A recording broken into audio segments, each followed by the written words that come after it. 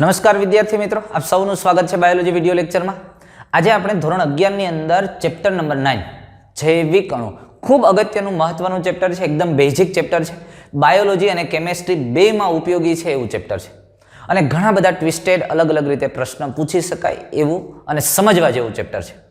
અને જૈવિક અણુ, અરે નામ જ એવું છે, જૈવ અણુઓ. અણુઓ તો તમને ખબર છે, તમે કેમેસ્ટ્રીની અંદર બહુ સારી રીતે ભણો. પરમાણુઓ ભેગા થઈને અણુઓ બને અને આ અણુઓ છે એ જૈવિક અથવા જૈવ અણુ. અરે સજીવની અંદર આવેલા અણુઓની વાત કરવી છે. કયા કયા પ્રકારના છે? અરે મજાનું ચેપ્ટર છે. સજીવના શરીરને વીખી ચૂથી નાખો અને જે અણુ નીકળે એની વાતો કરો, બસ આટલું જ.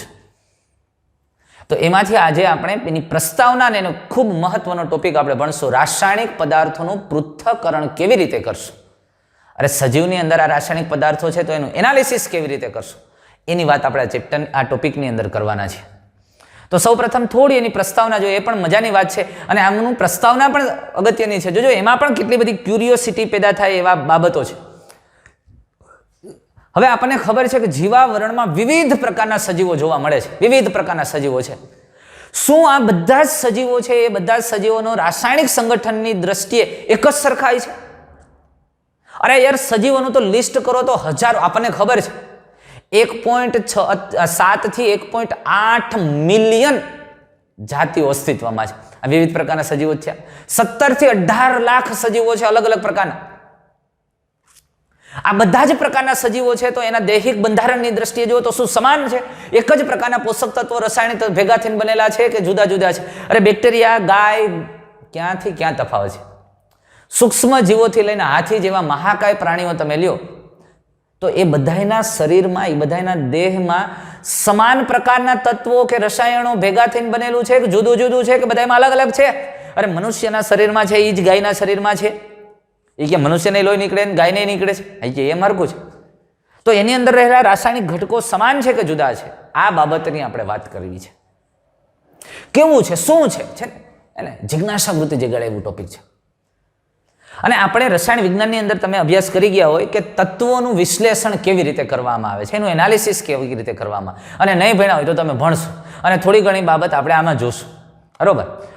તો જો હવે કેવી રીતે એનું વિશ્લેષણ કરશું, આપણને કેમ ખબર પડશે બધા સજીવોમાં શું છે? વનસ્પતિ હોય, પ્રાણી હોય કે સૂક્ષ્મ જીવાણુ હોય, એના દેહની અંદર, એના શરીરની અંદર કયા કયા ઘટકો છે એ આપણને કેમ ખબર પડશે? જો વનસ્પતિ પેશી, પ્રાણી પેશી અથવા તો ઉપદ્રવી સૂક્ષ્મ જીવોનું આવું પૃથ્થકરણ કરવામાં આવે તો સજીવ પેશી પ્રતિ એકમ માત્રામાં આપણને કાર્બન, હાઇડ્રોજન, ઓક્સિજન અને અન્ય તત્વોની સૂચિ અનુક્રમે પ્રાપ્ત થાય. જો વાક્યને સમજો.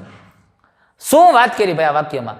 જો વનસ્પતિની પેશી અથવા પ્રાણી પેશી લ્યો અથવા તો કોઈ પણ ઉપદ્રવી સજીવો એટલે કે કોઈ પણ રોગકારક કે સૂક્ષ્મ જીવો, એનું જો તમે પૃથ્થકરણ કરવામાં આવે, અરે એને ભાંગી તોડીને ભૂકો કરી નાખવામાં આવે તો આ દરેક સજીવ કે એના પેશીમાંથી પ્રતિ એકમ માત્રામાં, ચોક્કસ એકમ માત્રામાં તમે નક્કી કર્યું કે 1 ગ્રામ લેવું છે, હું 1 ગ્રામ બેક્ટેરિયા લાવું અથવા 1 ગ્રામ પ્રાણી પેશી લાવું કે 1 ગ્રામ વનસ્પતિની પેશી લાવું, તો આ બધામાં પ્રતિ એકમ માત્રામાં આપણને શું પ્રાપ્ત થાય એમાંથી? તો કે એમાં તો કાર્બન, હાઇડ્રોજન, ઓક્સિજન અને અન્ય કેટલાક તત્વોની સૂચિ.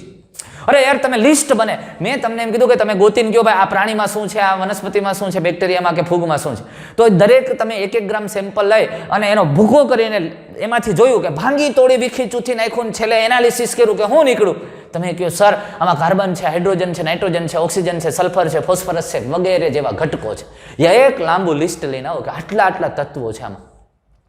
હું તમને એમ પૂછું કે યાર વનસ્પતિમાં શું છે, તો કે એમાં આ જ છે, પ્રાણીઓમાં આ જ છે, બેક્ટેરિયા, ફૂગ તો એમાં આ જ છે. એનો મતલબ શું છે? સમગ્ર સજીવો છે એ સજીવોના દેહમાં અરે યાર આવા ખનિજ તત્વો રહેલા છે, કાર્બન, હાઇડ્રોજન, ઓક્સિજન, એનું જ આ દેહ બનેલો છે. અંતિમ ભાગમાં જાઓ તો એક આવી સૂચિ મળે છે. લ્યો, તો પછી હું તમને એમ કહું, સાથે સાથે તમને એવી વાત કરી કે એની હારે કોઈ નિર્જીવ પદાર્થ લ્યો અને એનું આવું એનાલિસિસ કરો. દાખલા તરીકે ભૂમિનું પડ, અરે માટી લ્યો, થોડીક માટી અને ભૂમિનું પડ કે પોપડું એનો ભાગ લઈ અને તમે એનું એનાલિસિસ કરો. વળી પાછું તમે એનું એનાલિસિસ લઈને આવશો અને તમને પૂછવામાં આવે કે યાર શું એમાંથી નીકળ્યું? તમે કહો સર આમાં પણ આવું જ છે, carbon, hydrogen, oxygen, nitrogen, sulphur, phosphorus વગેરે જેવા ઘટકો છે. અરે યાર, તો આનો મતલબ શું કાઢશો તમે? જમીનના ભૂમિના પોપડામાં ભૂમિની અંદર પણ આ તત્વો છે, કાર્બન, હાઇડ્રોજન, ઓક્સિજન. અરે મનુષ્યના દેહમાં આ ઘટકો છે, પ્રાણીઓના દેહમાં, વનસ્પતિના દેહમાં, બેક્ટેરિયા, ફૂગ વગેરે. તો કે ધૂળમાં જે ઘટકો છે એ જ આપણા દેહમાં છે. હા, તો એનો મતલબ એવો છે કે આપણું શરીર ધૂળનું બનેલું છે. અરે હા, ધૂળનું બનેલું છે. અરે યાર, આ શરીરમાં પણ કાર્બન, હાઇડ્રોજન, ઓક્સિજન, નાઇટ્રોજન જેવા ઘટકો છે. જે માટીમાં રહેલા છે એવા જ ઘટકો આપણા શરીરમાં રહેલા છે. અને એટલે તો આપણા શાસ્ત્રો તેદુના કહે છે કે પંચ મહાભૂત દેહ છે. હે, આવા ઘટકોથી જ આ શરીરનું નિર્માણ થાય છે. અને સળગે છે ત્યારે પાછું માટીમાં ભળી જાય છે અને એમાંથી જ આ નિર્માણ પામે. અરે આ માટીમાંથી જ આ શરીર બનેલું છે, ધૂળમાંના જ ઘટકોમાંથી આ શરીર બનેલું છે. અને આ ચેપ્ટર પૂરું કરશું તો પ્રૂવ કરી દેશું કે બધું જ બન્યું છે એ ધૂળનો જ ભાગ છે. અરે આ ધૂળ છે, ધૂળ. હા, કે તો પછી ક્યાં કઈ માથાકૂટ છે? આ એ જ દ્રવ્યો છે જેમાંથી દેહનું નિર્માણ થયું, શરીર છે, માટીના જ ઘટકો છે. એટલે વાત એ છે કે તમે જ્યારે આવા નિર્જીવ પદાર્થો ભૂપળનું એનાલિસિસ કરશો તો એમાંય કાર્બન, હાઇડ્રોજન, ઓક્સિજન, નાઇટ્રોજનનું લિસ્ટ મળશે. પ્રાણી પેશી લ્યો તો એ જ નીકળે. આ બધાની અંદર સમાન ભાગો છે, પણ બે સૂચિમાં એટલે બેની તમે યાદી કરો એમાં અંતર શું આવશે? જોજો એની વચ્ચેનો ડિફરન્સ શું હશે. ડિફરન્સ એ જ કે સુનિશ્ચિતતા પર તેઓને કોઈ અંતર જોવા મળતું નથી. જોજો, કાંઈ ખાસ બીજો ફેરફાર નથી, પણ બધા તત્વ જે ભૂપળના નમૂનામાં જોવા મળે છે, જે સજીવની અંદર જોવા મળ્યા એ બધા જ તત્વો ભૂપળના નમૂનામાં જોવા મળે છે. તે બધા જીવંત પેશીઓના નમૂનામાં પણ જોવા મળ્યા. એટલે જે સજીવની અંદર છે એ જમીનમાં પણ જોવા મળે છે. છતાં પણ સૂક્ષ્મ પરિપણથી એકદમ માઇક્રો ઓબ્ઝર્વેશન કરો તો ખ્યાલ આવે કે કાર્બન અને હાઇડ્રોજનની માત્રા અન્ય તત્વોની સાપેક્ષ કોઈ પણ સજીવમાં ભૂપળ કરતા સામાન્યતઃ વધુ હોય. જો તમે ખૂબ માઇક્રો ઓબ્ઝર્વેશન કરો તો તમને એ ધ્યાનમાં આવે કે કાર્બન અને હાઇડ્રોજન જેવા ખનિજ તત્વોની માત્રા બીજા તત્વોના પ્રમાણમાં સજીવની અંદર ખૂબ જ વધારે હોય છે. એટલે કે સજીવમાં કાર્બન અને હાઇડ્રોજનનું પ્રમાણ ભૂમિના કાર્બન અને હાઇડ્રોજન કરતાં વધારે છે, જ્યારે બાકીના તત્વો છે મોટા ભાગે સરખા પ્રમાણમાં છે. તો હવે તમે આ રાસાયણિક પૃથ્થકરણ કેવી રીતે કરશો? હા, ઓકે, હાલો, તમે એમ કહો પૃથ્થકરણ કરો ના ખબર પડશે તો કેવી રીતે કરશો? પણ એક બાબત અહીંયા ઉપરથી તમને સ્પષ્ટ થઈ ગઈ ને કે માટીની અંદર જે તત્વો છે ને એ આપણા શરીરમાં છે અને બેયમાં સમાન છે. એ કેમ ખબર પડે? એનાલિસિસ કરો તો. પણ એનાલિસિસ કેમ કરવું તમે કહેશો એ તો કયો. તો આ એની વાત કરવી છે. રાસાયણિક પદાર્થોનું પૃથ્થકરણ કેવી રીતે કરશું? કયા દ્રવ્યોની હાજરી છે નથી એ ઘટકોની આપણને ખબર કેમ પડશે? હવે તે જ રીતે આપણે પૂછી શકીએ કે સજીવોમાં કાર્બનિક ઘટકો કેવા સ્વરૂપે જોવા મળે છે. એટલે તે જ રીતે એટલે કે રાસાયણિક પદાર્થોનું પૃથ્થકરણ કેવી રીતે કરશું? તો એમ સજીવોમાં કાર્બનિક ઘટકો કયા સ્વરૂપે જોવા મળે છે? યાર, કાર્બનિક ઘટકો તમે કહો સાહેબ એ તો પેલા કહો કાર્બનિક ઘટક કોને કહેવાય? જે પદાર્થ કે ઘટકની અંદર કાર્બન, હાઇડ્રોજન અને ઓક્સિજન આવેલા હોય તેને આપણે કાર્બનિક સંયોજન, જેમાં મુખ્ય બંધ કાર્બન કાર્બન અને કાર્બન હાઇડ્રોજન વચ્ચે હોય તેને સામાન્ય રીતે આપણે કાર્બનિક સંયોજનો કહીએ છીએ. હવે આ કાર્બનિક સંયોજનો કયા સ્વરૂપે હોય તો એ તો તમને ખબર છે. કાર્બનિક સંયોજનો કાર્બોદિત સ્વરૂપે હોય, લિપિડ સ્વરૂપે હોય, પ્રોટીન સ્વરૂપે હોય અથવા તો વિટામિન સ્વરૂપે હોય. તો કાર્બનિક સંયોજનો કાર્બોદિત, લિપિડ, પ્રોટીન કે વિટામિન જેવા ઘટકો સ્વરૂપે જોવા મળે. અહીંયા આપણને એવું કીધું કે ઉપરનો જવાબ મેળવવા કોઈ પણ વ્યક્તિ શું કરશે, કયા સ્વરૂપે મળશે, એ કેવી રીતે કરશે, શું કરશે એના માટે? એમાં કાર્બનિક અને અકાર્બનિક બે પ્રકારના ઘટકો છે. તો કાર્બનિક ઘટકો કયા સ્વરૂપે જોવા મળશે? અને આ જે જવાબ મેળવવો હોય તો વ્યક્તિ શું કરવાનું? એના માટે આપણે શું કરશું? તો કોઈ પણને એના માટે રાસાયણિક પૃથ્થકરણ કરવું પડે. આનો ઉત્તર મેળવવા માટે શું કરવું પડે? રાસાયણિક પૃથ્થકરણ કરવું પડશે. હવે આપણે રાસાયણિક પૃથ્થકરણ કરવું તો કેવી રીતે? તમને યાર પેશી આપી છે ને પેશીનું રાસાયણિક પૃથ્થકરણ કેવી રીતે કરશું? કોઈ પણ જીવંત પેશી લો. આ જીવંત પેશીને લઈને એક ખરડ દસ્તામાં અથવા ખાણી દસ્તામાં એને ખાંડો. ખલ દસ્તા કે મિક્સચરની અંદર જો ટ્રાયક્લોરો એસિટિક એસિડ એની સાથે વાટવું. આ ટ્રાયક્લોરો એસિટિક એસિડની અંદર એટલા માટે આપણે લઈએ છીએ કે મોટા ભાગના આ દ્રવ્યો કાર્બનિક પદાર્થો તેમાં દ્રાવ્ય હોય અને એના બંધારણમાં બીજા ફેરફારો ન થાય. એટલે આપણે ટ્રાયક્લોરો એસિટિક એસિડ જેવું દ્રાવક લઈ અને તેમાં એને ખાંડો અથવા મિક્સચરમાં એને પીસી નાખો અને એને વાટી નાખો. શું કે લેવાનું? એક પેશી લ્યો અથવા તો વનસ્પતિજન્ય અથવા પ્રાણીજન્ય અથવા ફૂગ કે બેક્ટેરિયા એને લઈ પણ ખાસ કરીને જીવંત પેશીની આપણે વાત કરીએ છીએ, વનસ્પતિ અથવા પ્રાણીજન્ય પેશી. ટ્રાયક્લોરોએસિટિક એસિડમાં એની સાથે વાટી નાખો, ખાંડી નાખો અથવા મિક્સચરમાં એને પીસી નાખો. મિશ્રણ થઈ ગયું ટ્રાયક્લોરોએસિટિક એસિડમાં. મોટાભાગના કોષની અંદર રહેલા જે દ્રવ્ય પદાર્થો, કાર્બનિક કે આવા ઘટકો છે એમાં દ્રાવ્ય થઈ જશે, ઓગળી જશે અને વળી પાછું એના બંધારણમાં બીજા જાજા ફેરફારો ન થાય. એટલા માટે ટ્રાયક્લોરોએસિટિક એસિડ લીધો. હવે એક ઘટ સ્લરી તૈયાર થશે. તમે ખાંડી નાખ્યું, વાટી નાખ્યું એટલે ઘટ સ્લરી તૈયાર થશે, પેસ્ટ તૈયાર થશે. પછી એને ચીઝ ક્લોથ, એકદમ કોટનના કે એવા કપડા વડે, રૂ વડે ગાળી નાખો અને ગાળશો એટલે તમારી પાસે બે ભાગ તૈયાર થશે. હવે તમે ખાંડેલું હતું ને ખાંડ્યા પછી એને એક ગરણીની અંદર તમે ગાળો છો એટલે ગાળો અને ગાળ્યા પછી અહીંયા જે નિતાર આવશે અને ઉપર અદ્રાવ્ય ભાગ રહેશે. બે વસ્તુ તમારી પાસે અત્યારે હશે. એક અહીંયા ઉપર રહેલો ભાગ, હવે ખાંડ્યું હતું ટ્રાયક્લોરોએસિટિક એસિડ જેવા દ્રાવક સાથે એને વાટી નાખ્યું, ખાંડી નાખ્યું, પછી એને ગાળ્યું ચીઝ ક્લોથ, એકદમ કોટનના કપડાથી એને ગાળ્યું અને ગાળ્યા પછી જે ગાળણ આવ્યું એ આ ગાળણ છે, આ નિતાર છે અને ઉપર જે ભાગ વધ્યો હતો અને જે સામાન્ય રીતે ખાંડવાથી જે સંપૂર્ણ દ્રાવ્ય નથી થયું એવો ભાગ ઉપર વધ્યો હતો. એટલે બે નિષ્કર્ષણની અંદર બે ભાગ પ્રાપ્ત થાય છે આપણને. એક ભાગ એવો છે કે જે એસિડમાં દ્રાવ્ય છે એટલે આ ટ્રાયક્લોરોસિક એસિડમાં દ્રાવ્ય હોય તે ગાળણ તરીકે આવ્યો છે અને આપણે એને એસિડ દ્રાવ્ય ભાગ છે એવું કહીએ છીએ. અને બીજો ભાગ એવો છે કે જે અદ્રાવ્ય છે અને તે અવશેષ ભાગ છે અથવા તો એને એસિડ અદ્રાવ્ય ભાગ તરીકે ઓળખીએ છીએ. એટલે આપણે જ્યારે પેસ્ટને ગાળ્યા પછી, ચીઝ ક્લોથમાં ગાળ્યા પછી આપણી પાસે બે ભાગ તૈયાર થયા. ટેકનિકલી એક ભાગને એસિડ દ્રાવ્ય ભાગ કહીએ છીએ અને બીજા ભાગને એસિડ અદ્રાવ્ય ભાગ કહીએ છીએ. અત્યારે આપણી પાસે આવા બે ઘટકો પ્રાપ્ત થયા. ટેકનિકલી ટર્મ આપણે એસિડ દ્રાવ્ય અને અદ્રાવ્ય કહીએ છીએ. વૈજ્ઞાનિકોએ આ એસિડ દ્રાવ્ય ભાગમાં હજારો કાર્બનિક પદાર્થો મેળવા. એટલે કાર્બનિક પદાર્થો કયા સ્વરૂપે મળ્યા એને? તો કે એસિડ દ્રાવ્ય સ્વરૂપે. એટલે હવે જે નિતાર આવ્યું હતું આ ટેસ્ટ ટ્યુબની અંદર જે ગાળણ હતું એ ગાળણમાંથી વિવિધ પ્રકારની કસોટીઓ કરી તો એમાં વિવિધ પ્રકારના કાર્બનિક પદાર્થોની હાજરી જોવા મળી અને હજારો કાર્બનિક પદાર્થો એસિડ દ્રાવ્ય ભાગમાં જોવા મળ્યા. અને કોઈ પણ નિતારમાં પ્રાપ્ત થતા વિશિષ્ટ રસાયણોને તેમાં જોવા મળતા અન્ય રસાયણોથી અલગ કરવા માટેની જુદી જુદી પદ્ધતિઓનો ઉપયોગ થાય છે. હવે સમજી લો, આ નિતાર છે એ નિતારની અંદર તો બધાય મિક્સ છે. તમે પ્રાણી પેશી લીધી, એ પ્રાણી પેશીને વાટી નાખ્યું એસિટિક એસિડની અંદર, પછી એને ગાળી લીધું, ગાળી લીધા પછી ઉપર અદ્રાવ્ય ભાગ આવ્યો અને ટેસ્ટ ટ્યુબમાં દ્રાવ્ય ભાગ આવ્યો. દ્રાવ્ય ભાગને એસિડ દ્રાવ્ય ભાગ કહીએ છીએ. આ એસિડ દ્રાવ્ય ભાગની પછી કસોટી કરી અલગ અલગ. તો આપણે આમાંથી થોડુંક સેમ્પલ લઈને જોયું તો કે ભાઈ હા આની અંદર ગ્લુકોઝ છે, હા તો કે આની અંદર સુક્રોઝ એની હાજરી એ છે. આમ વિવિધ પ્રકારની શર્કરા મળી, વિવિધ પ્રકારના ફેટી એસિડ મળ્યા, વિવિધ પ્રકારના પ્રોટીન ઘટકો મળ્યા, વિવિધ પ્રકારના એમિનો એસિડ મળ્યા. એટલે હજારો કાર્બનિક દ્રવ્યોની હાજરી જોવા મળે. પણ બધાનું મિશ્રણ છે આ. અરે યાર, આની અંદર બધા પ્રકારના ફેટી એસિડ છે, બધા પ્રકારના એમિનો એસિડ છે, બધા પ્રકારની શર્કરાઓ છે, તો મિશ્રણ છે.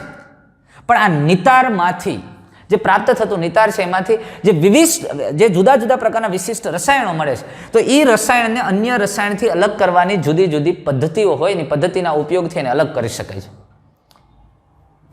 માનો કે આની અંદર સામાન્ય રીતે ગ્લુકોઝ જેવું શર્કરાય છે અને એમિનો એસિડ જેવા ઘટકો છે. દાખલા તરીકે ગ્લાયસિન જેવો એમિનો એસિડ છે અને ગ્લુકોઝ છે. તો મારે ગ્લાયસિનને જુદું કરવું છે અન્ય રસાયણથી, તો એક ચોક્કસ પદ્ધતિની મદદથી ગ્લાયસિનને અલગ કરવામાં આવે અને દરેક ઘટકને અલગ કરવા માટેની જુદી જુદી પદ્ધતિઓ હોય છે અને અલગ ઓળખવા માટેની પદ્ધતિઓ પણ હોય છે. અને એ બધી પદ્ધતિઓમાં અત્યારે આપણે ડિટેલમાં નથી જતા, એ તમે કેમેસ્ટ્રીમાં ભણશો.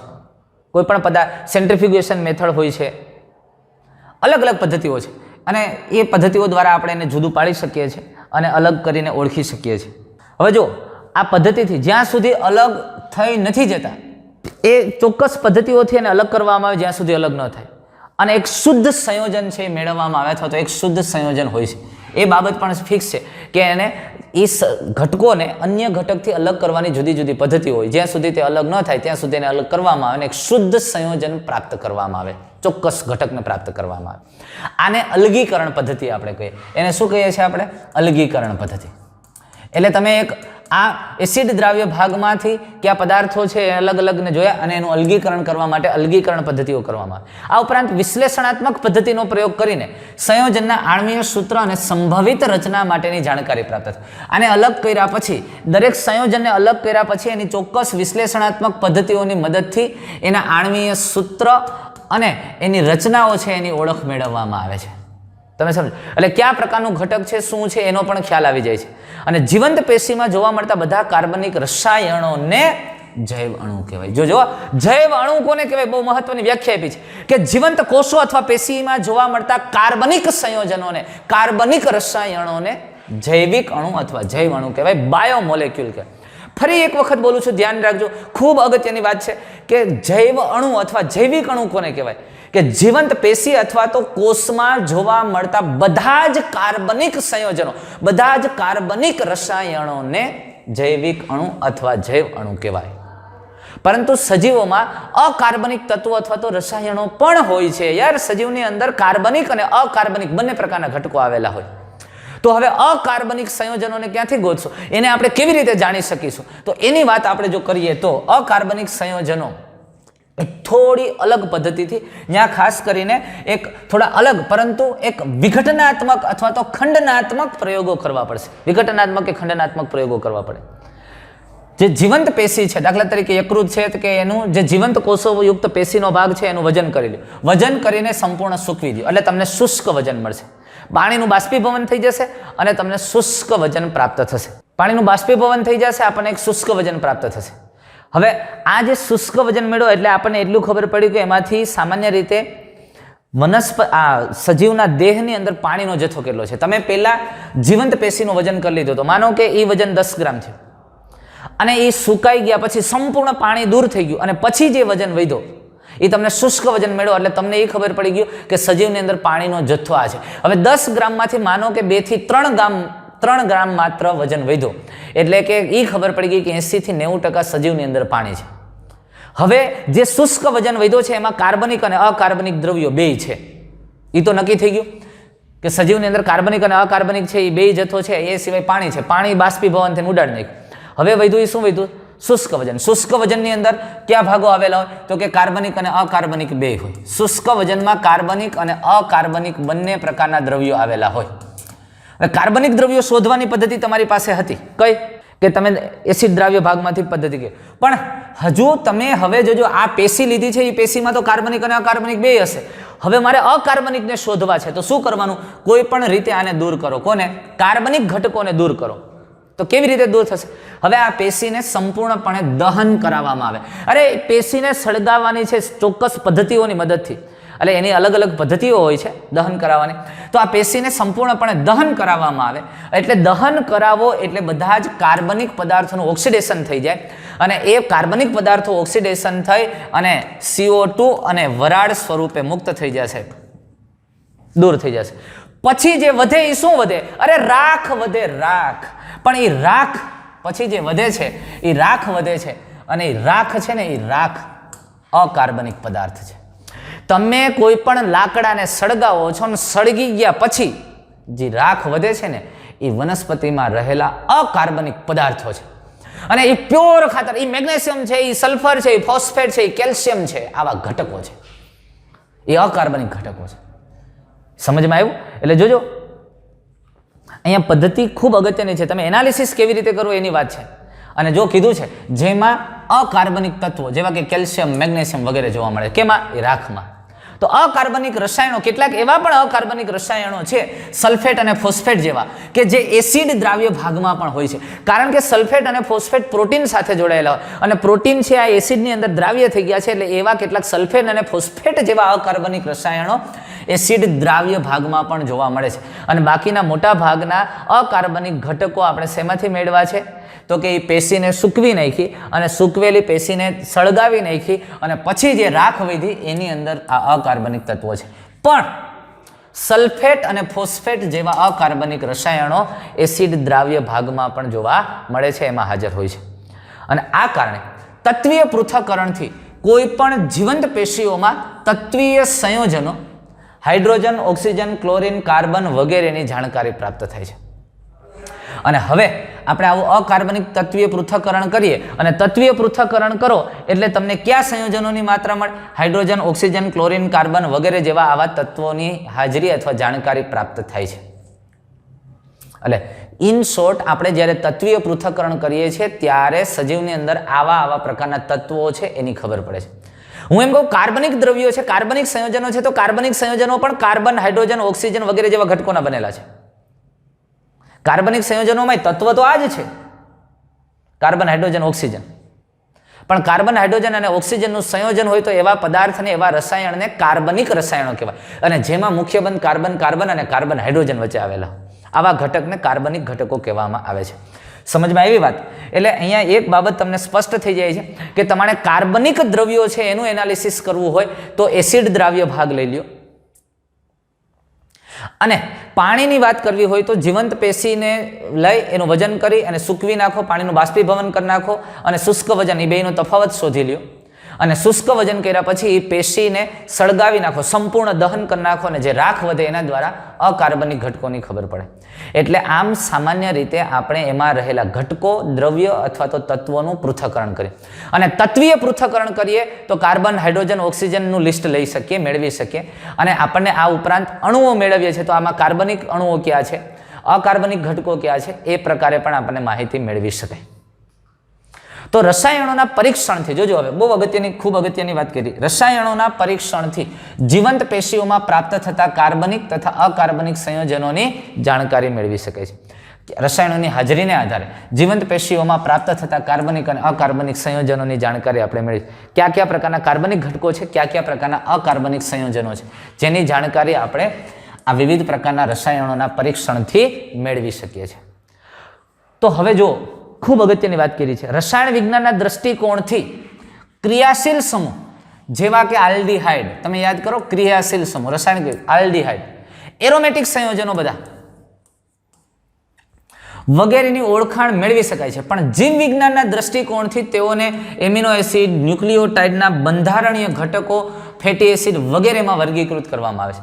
હવે આ જ ઘટકો અથવા સંયોજનોને રસાયણ વિજ્ઞાનના દ્રષ્ટિકોણથી તમે અલગ અલગ ક્રિયાશીલ સમૂહથી ઓળખો છો, જેમ કે આલ્ડીહાઇડ, જેમ કે કીટોન, એવા અલગ અલગ નામથી એ સંયોજનો વગેરેને ઓળખાણ મેળવી શકાય છે. પણ આ જ ઘટકોને જીવ વિજ્ઞાનના દ્રષ્ટિકોણથી આપણે ક્યારેક એને એમિનો એસિડના નામથી ઓળખીએ છીએ, ન્યુક્લિયોટાઇડના બંધારણીય ઘટકોથી ઓળખીએ છીએ, ફેટી એસિડ જેવા ઘટકો વગેરેમાં વર્ગીકૃત કરી શકાય છે. સમજાય છે આ વસ્તુ?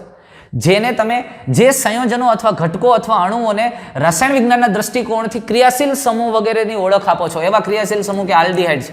આ આલ્ડીહાઇડ ક્રિયાશીલ સમૂહ ધરાવતો ઘટક આપણે જીવ વિજ્ઞાનની અંદર એને શર્કરા કે એવા ઘટકથી ઓળખીએ છીએ. અમુક આવા ઘટકોને આપણે એમિનો એસિડ કહીએ છીએ, જેની અંદર તમે એ ચોક્કસ ક્રિયાશીલ સમૂહના નામથી ઓળખતા હોય. એટલે આલ્ડીહાઇડ, કીટોન, એરોમેટિક સંયોજનો વગેરેની ઓળખાણ થી મેળવી શકાય છે. પણ જીવ વિજ્ઞાન દ્રષ્ટિકોણથી તેઓને એમિનો એસિડ, ન્યુક્લિયોટાઇડ, બંધારણીય ઘટકો, ફેટી એસિડ વગેરેમાં વર્ગીકૃત કરી શકાય છે. તો હવે આપણે આવા પ્રકારના જીવ વિજ્ઞાનના ઘટકોને રાસાયણિક વિજ્ઞાનના દ્રષ્ટિકોણથી પણ સમજશું અને એને ભણવાના છે, અભ્યાસ કરવાના છે. તો સજીવ અને નિર્જીવની અંદર આ તત્વો કેટલા પ્રમાણમાં જોવા મળે છે એની વાત કરી છે, અને એ આપણે જરા યાદ રાખવાનો પણ પ્રયત્ન કરશું અને સમજશું. હાઇડ્રોજન છે એ જમીનની અંદર, ભૂપળની અંદર 0.14% છે, જ્યારે માનવ શરીરમાં 0.5. પણ કાર્બનની વાત કરો તો 0.03 છે, જે માનવ શરીરમાં 18.5 છે. જો કીધું તો ને વધારે પ્રમાણમાં હોય કાર્બન અને ઓક્સિજન. ઓક્સિજન છે અહીંયા ભૂપળમાં 46.6% છે, જ્યારે માનવ શરીરમાં 65% જેવું છે. નાઇટ્રોજન છે જમીનની અંદર ખૂબ જ ઓછું હોય, જ્યારે માનવ શરીરમાં 3.3. સલ્ફર છે 0.03% છે, જ્યારે માનવ શરીરમાં 0.3. સોડિયમ છે જમીનમાં 2.8 છે, જ્યારે માનવ શરીરમાં 0.2. કેલ્શિયમ જમીનની અંદર 3.6 છે, જ્યારે મનુષ્યના શરીરમાં 1.5 છે. મેગ્નેશિયમની ટકાવારી 2.1 છે, જ્યારે માનવ શરીરમાં 0.1% છે. સિલિકોન છે એ જમીનની અંદર 27.7%, માનવ શરીરમાં અવગણ્ય નથી, ખૂબ જ ઓછું હોય છે. અને સજીવ પેશીઓની અંદર અકાર્બનિક અવયવોની જો યાદી તમે જુઓ તો અકાર્બનિક ઘટકોમાં મુખ્યત્વે આ જોવા મળે: સોડિયમ, પોટેશિયમ, કેલ્શિયમ, મેગ્નેશિયમ, પાણી અને અન્ય કેટલાક આવા સંયોજનો. તો દોસ્તો, આ ચેપ્ટર 9 ઘણા બધા ચેપ્ટરનું બેઝિક પાર્ટ છે અને 12મા ધોરણમાં પણ તમને ખૂબ જ ઉપયોગી બને એવું મહત્વનું ચેપ્ટર છે. તો અત્યારે આપણે પૃથ્થકરણ કેવી રીતે કરવું એની વાત કરી છે. હવે એમાં કયા કયા ઘટકો છે, હવે એના કેટલાક કાર્બનિક સંયોજનોની આપણે વાત કરશું, જેની અંદર ભાઈ એમિનો એસિડ શું છે, શર્કરા શું છે, ફેટી એસિડ શું છે, આવા બધા, અને ન્યુક્લિયોટાઇડના બંધારણીય ઘટકો શું છે, આવા બધા ઘટકોની અંદર જે વર્ગીકૃત કરેલા ભાગો છે એના વિશે આપણે વાત કરવાના છીએ, સમજવાના છીએ. તો નેક્સ્ટ વિડીયોની અંદર આવી કેટલીક બાબતો સાથે ફરી પાછા મળીએ છીએ. Thank you.